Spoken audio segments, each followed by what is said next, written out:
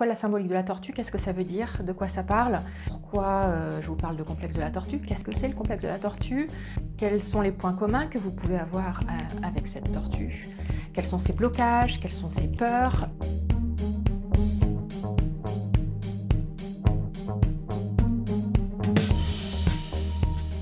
Bonjour à tous, alors je suis très contente de vous retrouver aujourd'hui puisque je vais vous proposer une série de vidéos pour vous parler du complexe de la tortue et pour qu'on puisse revenir en détail sur le livre et sur le concept du complexe de la tortue, sur les autosabotages, etc. Et donc mon idée, c'est d'aborder différents points que j'aborde dans le livre en vidéo, de façon à pouvoir vous expliquer de visu un petit peu la notion d'autosabotage. Pourquoi je vous parle de complexe de la tortue? Qu'est-ce que c'est le complexe de la tortue? Pourquoi j'ai choisi une tortue? Pourquoi la symbolique de la tortue? Qu'est-ce que ça veut dire? De quoi ça parle? Quels sont les points communs que vous pouvez avoir avec cette tortue? Quels sont ses blocages? Quelles sont ses peurs? Qu'est-ce qui l'empêche d'avancer? Où est-ce qu'elle voudrait aller? Mais qu'est-ce qui la paralyse? Et comment elle peut s'en libérer? Donc on va parler de tout ça dans une série de vidéos. Et pour aujourd'hui, je vous propose qu'on parle du complexe de la tortue. Qu'est-ce que c'est, de quoi il s'agit et pourquoi la symbolique de la tortue. Je vais aussi vous parler des tarots et des oracles et de la façon dont on peut utiliser la symbolique des cartes et la lecture de ces cartes pour comprendre un peu les enjeux émotionnels et psychologiques qui se cachent derrière les personnages de films, comme c'est le cas pour Senna, derrière un personnage de roman, derrière le personnage complètement imaginaire qui est la tortue. Et ce que je veux vous montrer aussi à travers l'utilisation des cartes, c'est que elles peuvent nous éclairer sur le plan psychologique et émotionnel. Les cartes nous font passer des messages qui sont extrêmement intéressants et souvent très justes et très pertinents, et on peut les utiliser pour mieux se connaître, pour mieux comprendre ce qui se passe, dans quelle situation on est, le sens du blocage que l'on rencontre. Bon, excusez-moi pour ma couleur, là, c'est pas terrible aujourd'hui, mais je sors d'une grosse sciatique et du coup, mon rendez-vous chez le coiffeur est passé à la trappe. Donc du coup, bah tant pis, hein. Alors, si vous connaissez mon livre, si vous l'avez vu, si vous avez vu la couverture déjà, vous aurez remarqué que j'ai choisi de mettre une petite tortue. Et ce dont je voudrais vous parler là tout de suite, c'est de la tortue. Pourquoi avoir choisi une tortue? Qu'est-ce que ça veut dire? De quoi ça parle? Qu'est-ce que c'est que le complexe de la tortue? Est-ce que vous êtes une tortue? Est-ce que vous pouvez vous reconnaître dans ce livre et dans la description que j'en fais dans le livre? Alors, qu'est-ce que c'est qu'une tortue? En gros, à quel moment on sait qu'on est une tortue? Alors, vous êtes une tortue, d'une part, si vous avez tendance à vivre un peu repliée sur vous-même. Les tortues, elles vivent un peu repliées sur elles-mêmes. Elles ont une carapace qui les protège, et quand elles se sentent inconfortables, angoissées, stressées, elles vont se mettre à l'abri de leur carapace. Ça, c'est la caractéristique numéro 1 de la tortue. La deuxième caractéristique, c'est qu'elles sont un peu déprimées, les tortues. Elles sont un peu déprimées parce qu'elles ont une vie un peu terne, elles ont une vie en demi-teinte qui est très éloignée du potentiel qu'elles sentent avoir en elles-mêmes. Une tortue sent qu'elle a un potentiel à l'intérieur d'elle, mais qu'il est bloqué, il n'arrive pas à s'exprimer, du coup ça leur amène énormément de frustration, mais aussi de déprime, parce que du coup elles se sentent impuissantes. Il y a un obstacle qui les empêche de révéler leur lumière, de révéler leur talent, de révéler leur joie de vivre, de réussir leur projet, de libérer leur enthousiasme et leur côté pétillant. Mais elles ne trouvent pas la clé qui vous l'apporte. Du coup, au bout d'un certain temps, à force de se heurter à ces murs et à ces portes fermées, elles dépriment. Elles dépriment parce que toutes leurs tentatives échouent. Que ce soit, ça peut être sur le plan professionnel, ça peut être sur le plan sentimental, ça peut être sur le plan amical, relationnel. Quand elles essayent de s'épanouir et de développer quelque chose d'important, ça échoue. Elles se heurtent à un mur, soit parce qu'elles s'auto-sabotent, elles sont maladroites, elles s'auto-sabotent, elles donnent une mauvaise image d'elles-mêmes et du coup ça fait échouer leur projet.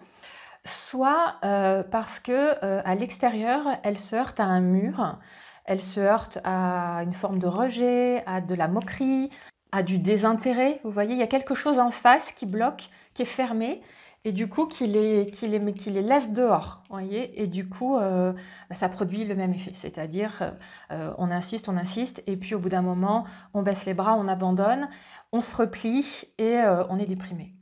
Et du coup, ce qui arrive aux tortues, c'est qu'elles peuvent, au bout d'un moment, ressasser, ruminer la situation, qu'elles peuvent percevoir comme injuste. Elles se sentent impuissantes, elles trouvent qu'il y a quelque chose d'injuste qui se passe. Et du coup, au-delà de la frustration, il peut y avoir de l'amertume, de la rancune, de la rumination et de la colère, en fait, par rapport à ce qui se passe à l'extérieur. Du coup, vous l'avez compris, leur carapace, c'est leur bulle de protection. C'est l'espace où elles peuvent se mettre à l'abri, où elles peuvent se replier, se sentir en sécurité et se protéger d'un monde extérieur qui les blesse, qui les déçoive et dans lesquels elles se sentent mal à l'aise, elles ne se sentent pas à leur place. Et du coup, la carapace, c'est un espace de repli, un peu familier, rassurant, où c'est un cocon. Les tortues, elles se cachent dans l'ombre. C'est pour ça que sur la couverture, j'ai mis une petite tortue qui a cette étoile au-dessus d'elle, loin d'elle, qui brille et qui l'attire parce qu'elle sent qu'elle a quelque chose à faire du côté de la lumière. Mais face aux obstacles et aux difficultés que la vie lui amène, elle se replie, elle se cache dans l'ombre. Donc elle est très très loin d'exposer ses qualités, d'exposer sa personnalité, d'exposer ses talents, parce qu'il y a trop de blocages qui la paralysent. Du coup, les caractéristiques d'une tortue, pour les résumer, c'est la déprime, c'est le repli sur soi, c'est une mauvaise image de soi, c'est de l'insatisfaction dans sa vie, c'est un sentiment d'infériorité à certains moments. Et les tortues, ce sont des personnes qui baissent les bras, qui se sentent impuissantes face à la situation, qui vont plutôt être pessimistes, qui vont abandonner et avoir l'impression qu'elles sortent à des portes fermées contre lesquelles elles ne peuvent rien. Là, je vous ai brossé le portrait général des tortues pour vous permettre d'identifier si vous vous reconnaissez un petit peu dans ce portrait-là, si ça peut vous correspondre. Et si c'est le cas, ça veut dire que vous avez des autosaboteurs importants et que vous allez être intéressé par la suite, puisque dans la deuxième partie de la vidéo, on va les creuser un petit peu plus en profondeur par rapport aux tortues, et on va utiliser les cartes, vous allez voir, pour les interroger et comprendre un petit peu tous les rouages à l'intérieur des tortues. Qu'est-ce qui se passe au niveau émotionnel, au niveau inconscient, au niveau relationnel? Qu'est-ce qui se passe? Qu'est-ce qui explique cette situation? Pourquoi elles ont ces blocages-là? Pourquoi il y a autant de difficultés dans leur vie pour aller vers la lumière?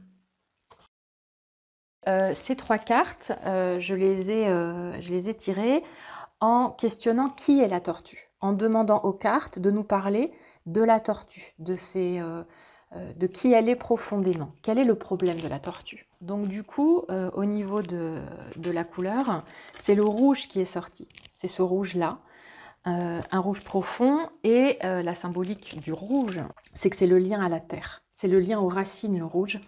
C'est le lien à notre mère. Et le rouge parle de la nécessité de couper le cordon. C'est ça qui va nous intéresser dans le contexte de la tortue, vous allez voir. Autour du rouge, l'enjeu qui est fort, c'est un enjeu d'autonomie, vous voyez, puisque du coup, c'est le lien aux racines, le lien familial, c'est là d'où l'on vient. Et du coup, pour évoluer, il y a des étapes à franchir, et l'une d'elles, c'est de couper le cordon pour trouver l'autonomie. C'est quitter le nid, si vous voulez, pour vivre ses propres expériences. Donc à la fois, avec le rouge et les racines, il y a la notion d'ancrage, le fait d'avoir les pieds sur terre, mais c'est aussi le fait d'être bien ancré dans son estime de soi, et c'est aussi l'enjeu qui est de voler de ses propres ailes, de quitter le nid et d'être à ce moment frontière de sa vie, où on a un passage à effectuer, où on quitte le familier, le rassurant, pour aller seul vers l'inconnu, grâce à la confiance en soi qu'on a acquise et aux compétences qu'on a développées. La carte du rouge, elle parle aussi de la notion de solitude, parce que quand on coupe pas le cordon, le fait de ne pas réussir à couper le cordon, ça nous empêche finalement de créer des nouveaux liens à l'extérieur. on garde cette relation à nos racines, à la mère, au noyau nucléaire familial, et le fait de rester trop collé, le fait de rester trop lié, de ne pas se séparer suffisamment, ça nous empêche du coup de créer des nouvelles relations et ça nous maintient dans la solitude puisque on ne va pas vers l'extérieur, on reste enfermé dans son cocon familier, dans son cocon d'enfance, dans son cocon, ça peut être son chez-soi, hein, on peut être tout seul chez soi, mais vous voyez le problème de la tortue, tel que le rouge nous le met en lumière, c'est que la tortue, elle va manquer d'ancrage, elle va manquer d'estime d'elle-même, elle va pas être suffisamment sûre de ses compétences et suffisamment à l'aise avec ses compétences, donc elle va pas oser s'envoler, elle va pas oser voler de ses propres ailes, quitter le nid. Elle va manquer d'autonomie, elle va être dépendante, elle va avoir peur de ne pas se débrouiller toute seule, de ne pas savoir faire, de ne pas être assez ceci, de ne pas être assez cela. Vous voyez, il y a vraiment des doutes profonds sur la valeur que l'on a et sur les compétences que l'on a. Et du coup, ça amène un peu, en deuxième effet qui se coule, ça amène de la solitude parce que à trop rester immobile et dans le connu, on ne vit pas suffisamment de nouveautés, on ne va pas suffisamment vers les autres, on ne fait pas suffisamment de nouvelles expériences qui nous permettent de tisser des liens vers les autres. On est trop replié pour pouvoir s'ouvrir. Vous voyez, il y a un peu une notion de fermeture et de repli. Et donc, du coup, il y a beaucoup de solitude qui peut arriver. Donc, cette carte du rouge, elle est vraiment très intéressante parce qu'elle parle extrêmement bien des problèmes de base de la tortue qui explique ensuite toutes les difficultés qu'elle va rencontrer dans la vie. Ça nous parle là des sources de ces blocages. Alors la deuxième carte qui est sortie quand j'ai pris le jeu, le Dark Mirror, c'est la carte numéro 2, le temple de mon corps. Alors, de quoi elle parle cette carte? Pourquoi le temple de mon corps? On voit un personnage, une femme qui est nue, qui a une position un peu repliée, recroquevillée, de méfiance. Elle a des ongles extrêmement longs et pointus, des griffes. Hein. Elle a le regard très anxieux, très méfiant. Et on sent quelqu'un de très, très apeuré, de très sur la défensive, de très insécurisé. Vous voyez, qui a peur, qui regarde quelque chose à l'extérieur, qui fait extrêmement peur. Et elle se sent vulnérable, sans protection. Et quand on regarde la signification qu'il y a dans le guidebook, cette carte, elle parle de dépression. Elle parle de ne pas valoir assez. Elle parle d'une estime de soi qui est blessée profondément, du doute qu'on a sur sa valeur. Et donc, du coup, de la façon dont on va se présenter au monde. On se présente au monde en se sentant, vous voyez, nu comme un verre, en se sentant vulnérable, en se sentant très très peu sûr de soi et très peu armé par rapport à l'extérieur. Très peu armé, c'est pas forcément dans un sens agressif ni guerrier, c'est très peu armé, c'est-à-dire pas très très compétent par rapport aux autres. Donc avec des doutes profonds. Et donc voilà, comme je vous le disais, quand on regarde le personnage, on voit qu'il est extrêmement anxieux et qui se méfie de l'extérieur. Il n'est pas du tout à l'aise. C'est très très insécurisant. Vous voyez, on voit une tortue sans carapace, finalement. Ce personnage, il représente une tortue sans carapace, face au monde, face à la lumière.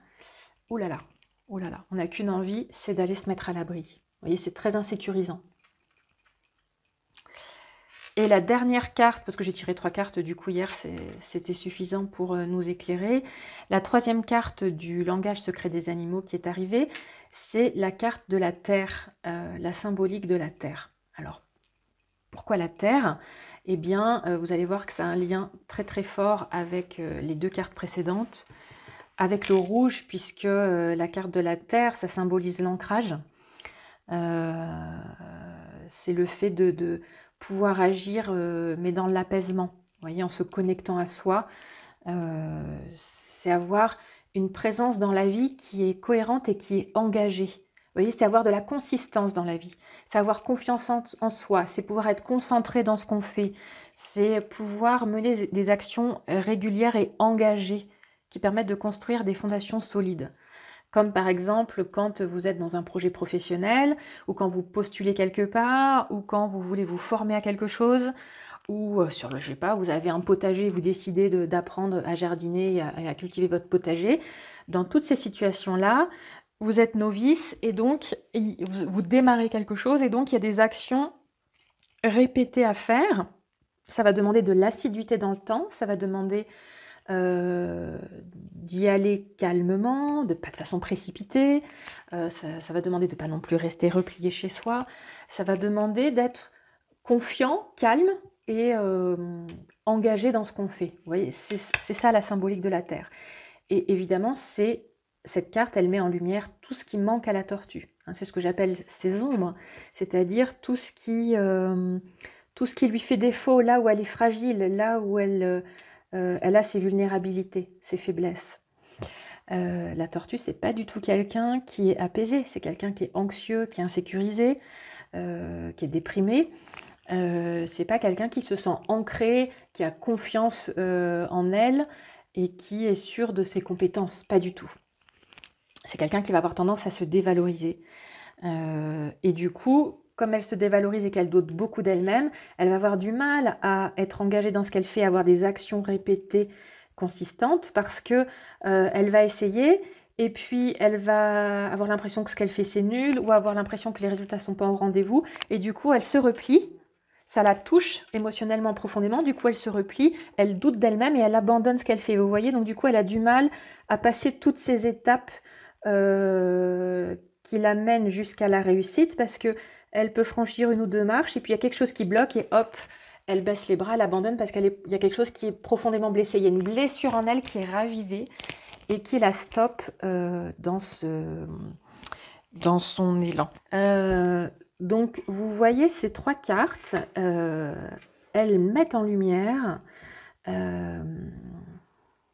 la partie invisible de la tortue, ses fondements, ce qui est fragile en elle et qui va expliquer les problèmes qu'elle rencontre. Donc si vous êtes une tortue, si vous sentez que vous avez un complexe de la tortue, que vous vous auto-sabotez, que dans votre vie professionnelle ça ne fonctionne pas comme vous voudriez, que dans votre vie sentimentale c'est un peu au point mort, où vous avez eu des blessures qui vous découragent et qui vous font renoncer au fait de rencontrer quelqu'un et de construire une relation de couple harmonieuse et nourrissante. Si vous avez des difficultés relationnelles, si vous n'êtes pas à l'aise pour créer des nouvelles relations avec les gens, et que ça vous déprime et que vous ruminez et que voilà, il y a un mélange de tristesse, d'amertume et de déprime, peut-être que ces cartes-là vous éclairent, peut-être que vous vous reconnaissez dans cette description et vous voyez, ça vous permet de mieux comprendre comment vous fonctionnez à l'intérieur, qu'est-ce qui se passe. Et donc vous voyez, ce sont cette situation-là dont j'ai voulu parler dans mon livre, et c'est cette situation-là dont souffre Senna, le personnage principal du film All I Wish, dont je parle dans le livre. C'est une femme qui est extrêmement talentueuse, qui a beaucoup de qualités, qui a une personnalité forte, qui est originale, qui a une personnalité qui a beaucoup de lumière et de rayonnement en elle, mais qui est complètement bloquée au début du film, parce qu'elle manque de confiance en elle, elle a une très mauvaise image d'elle-même, elle vit vraiment repliée, elle n'ose pas réaliser ses rêves, que ce soit sur le plan professionnel ou sur le plan sentimental, elle vivote un petit peu dans sa grotte, et elle est un peu dans un marasme, dans des marécages dont elle n'arrive pas à sortir, et sur le plan professionnel, elle se heurte à une succession de déceptions, et elle va d'échec en échec parce que émotionnellement, elle est prise dans ses rouages, vous voyez. Et on va voir dans les vidéos suivantes, et c'est ce dont je parle dans le livre, on va voir quelles sont les peurs de la tortue, quels sont ses atouts cachés, quels sont les soutiens qu'elle peut trouver. Dans le film, Senna, elle a des soutiens à l'extérieur, on va voir lesquels, on va voir pourquoi elle se sabote, et parce qu'il y a une part d'elle-même qui se sabote. Elle a des opportunités d'aller mieux, mais on voit qu'elle se sabote sciemment elle-même, on va essayer de comprendre pourquoi. Et on va voir aussi qu'est-ce qui arriverait à la tortue, qu'est-ce qui lui arriverait si elle dépassait ces peurs-là, si elle dépassait ces blocages-là, si elle dépassait ces mauvaises expériences-là qui la poussent à se replier, qu'est-ce qui pourrait advenir au grand jour. quel potentiel elle a et qu'est-ce qu'elle pourrait révéler au monde. Voilà, donc je vous laisse là pour cette première vidéo et je vous donne rendez-vous dans la prochaine où on va parler des peurs de la tortue. De quoi la tortue a-t-elle peur? Qu'est-ce qui se passe?